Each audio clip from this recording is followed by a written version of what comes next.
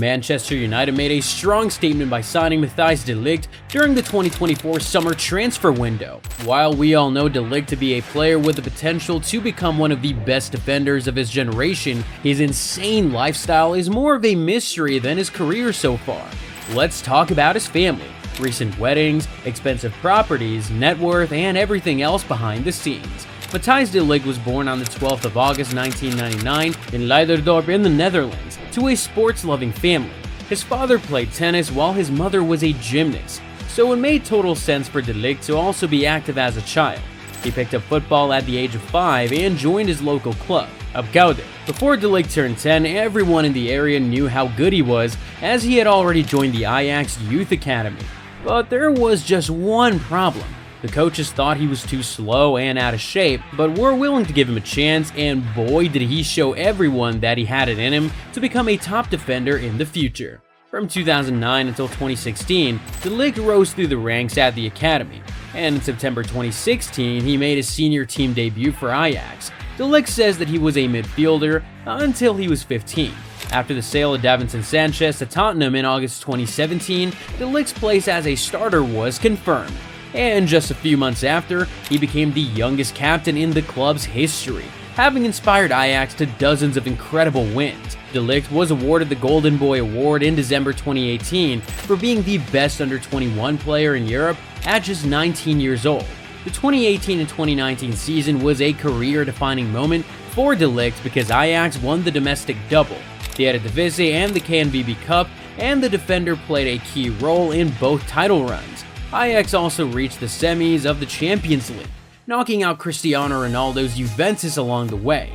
At this point, we all knew it was only a matter of time before the best clubs in Europe made a move for him.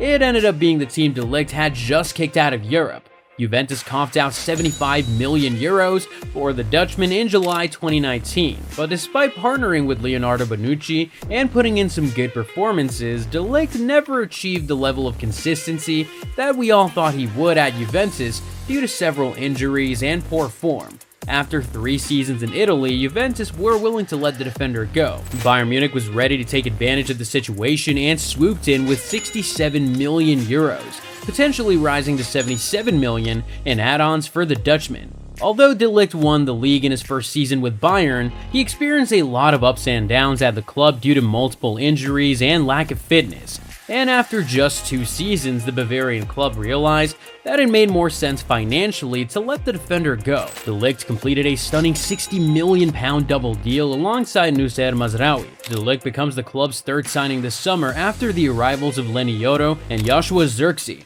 Now Manchester United's new number 4, all eyes are on the 2019 Dutch Footballer of the Year to remind everyone of his quality once again. We know De Ligt for his aerial ability, positioning, interceptions, and tackles. His leadership skills are also well known. In an interview with Ajax Showtime, his father revealed that his son usually stood up for children who were bullied in school, and according to his high school teachers, De Ligt matured quickly compared to other boys his age. This speaks volumes about his leadership capabilities that we see. Now reunited with his former manager, De Ligt will be looking to bring all that to the table. On the international stage, De Ligt has made 45 appearances for the Netherlands since his debut in March 2017.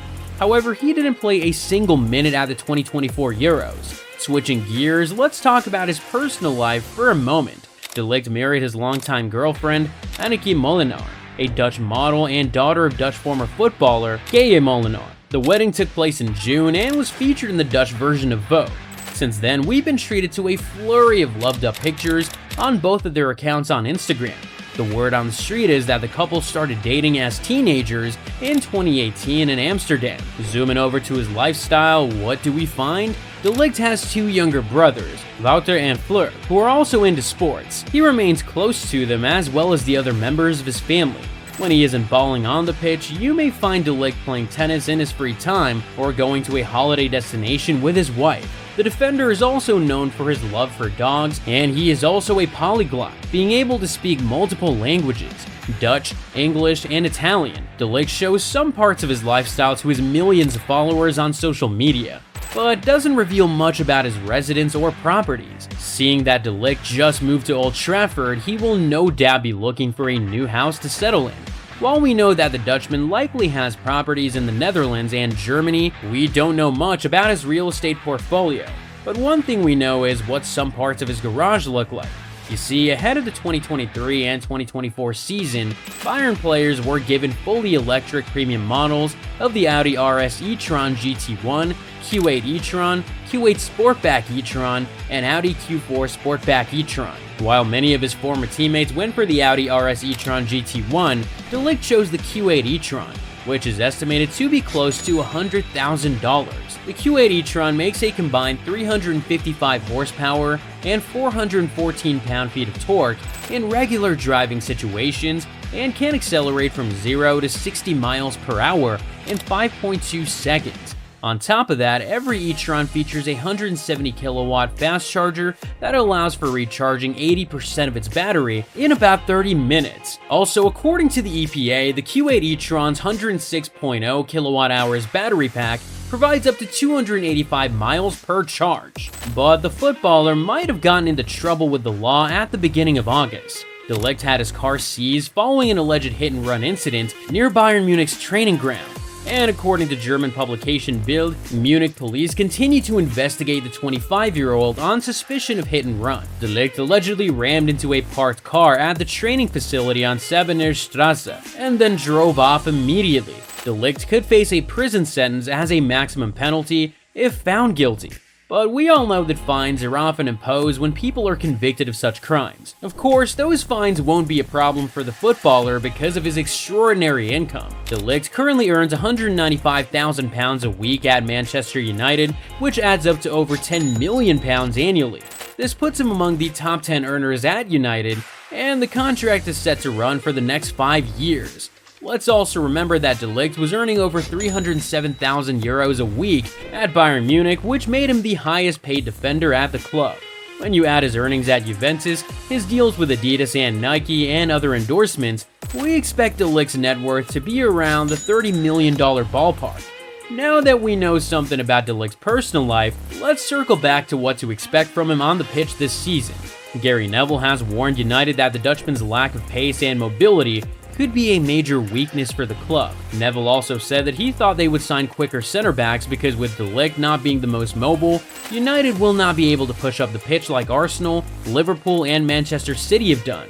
But it wasn't just Neville. Paul Scholes, Giggs, and many other pundits are not very optimistic about De Ligt's move to Manchester United. Graham Souness has also called him a lightweight defender, and the consensus is that he is injury-prone, lost his place to Eric Dyer, and failed at Juventus and Bayern Munich.